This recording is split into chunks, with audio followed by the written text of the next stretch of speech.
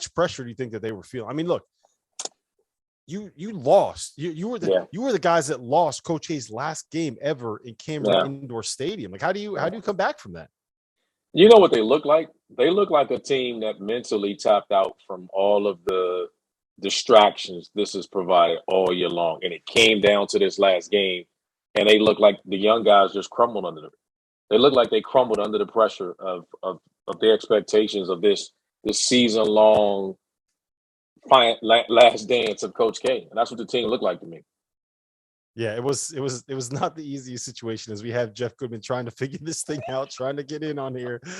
Jeff, I remember the first time that I ever used a cell phone. How you doing, man? I'm great. Can you hear me? Yes, we can. He's back.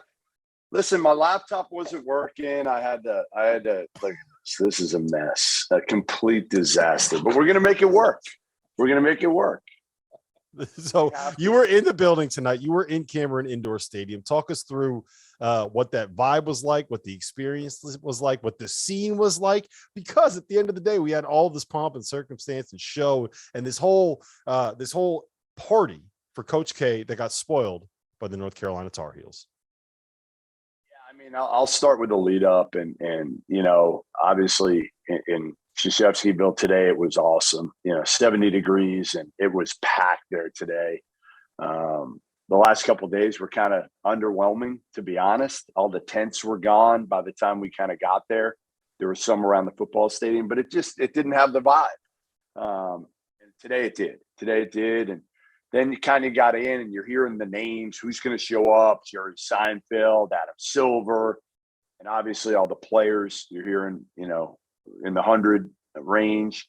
And then the coolest part was definitely right before the game with 15 minutes on the clock, all the players walking out in two lines and then Coach K walking in between them. And you just see like Christian Leitner just acting like a complete child, laughing, screaming, Jay Wills screaming, people using their cell phones like grown men, taking their cell phones out, like not just grown men, but like good players taking their cell phones out, and like Andre Dawkins, taking video of the crowd and everything that was going on. And, Cameron's always, to me, 1A or 1B, and Randolph can talk about this as much as anybody.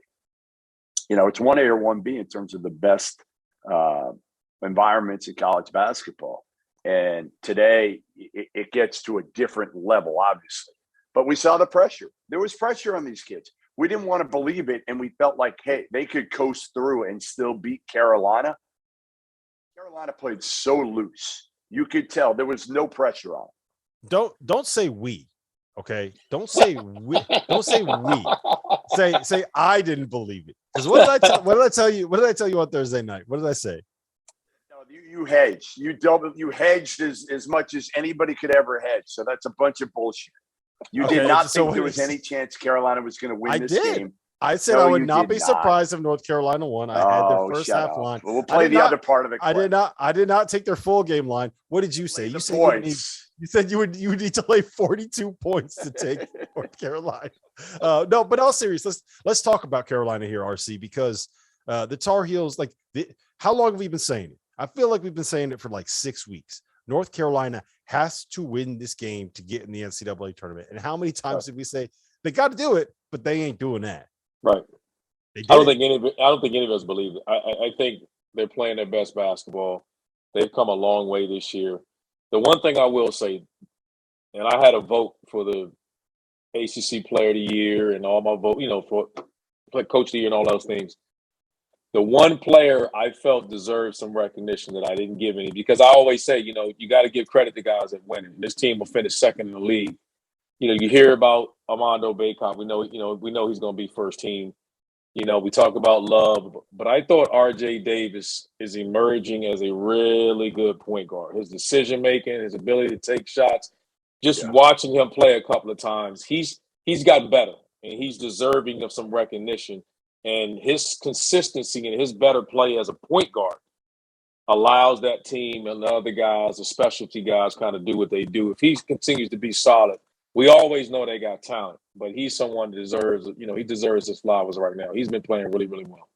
Yeah, you know who else deserves their flowers is Hubert Davis. This was a Yes. guy. I said this a week ago. Yeah. This was a guy that we were all crushing. All three of us Yes. did. Well, Yes, I don't we know if did. you did. Yes. I did. I know did. I did. No doubt. We did. I did. And so, But deservedly so. And Yes. now, like you said, give him his props because he earned it tonight. I mean, he came out there and got his team ready. And listen, I'll give Kay credit afterwards. And this was kind of the cool part too, was they lose, and you're like, all right, how is Kay going to handle this prepared post-game ceremony, right? Where the president comes out. I don't even know who else spoke. I wasn't paying attention. But like 2 or 3 people spoke, bestowing honors on them. The president put a scholarship in their family's name, all this stuff. And then Kay, before this even starts, he grabs the mic and he basically says, this is impromptu. And he says, I'm sorry. That loss was unacceptable. And you hear his family. His family is basically trying to like, no. And he's like, no, be quiet. Like, I want to do this. I'm sorry. This was unacceptable. But the season's not over. And then again, they go through the whole ceremony, and then he takes the mic again for kind of a, more prepared, thoughtful deal. And here was the coolest part. The coolest part of the night, honestly, and the part that got me emotional as a father was him going over to his 3 daughters afterwards, after a loss like that, and nearing the end, and his 10 grandkids. And they ran over and they got Michael Severino, who was on the bench, like everybody else. They couldn't even watch. They played a video after. And Paulo, I don't know if you saw the video I took, Theo John, could not even look up at the video. They were like glazed looks in their eyes, they just so disappointed in what they had just done. And then they ran over the other, I assume it was maybe his sister, ran over and got Michael Severino, the walk-on on the team, and brought him over. And they had kind of a group hug. And I don't know, maybe it's just bothering me now with my daughter going off to Indiana soon and just understanding it and it hitting me. But I did. I got really emotional at that point. Just again, the thought of this guy's career is basically coming to a conclusion now. And I felt honestly very grateful to be in the building for this game, one of 9,300 people that was there to be able to watch the end of it. And I said that to Kay afterwards. I did. I went up to him at the very end and I said, listen, man, I got into this business.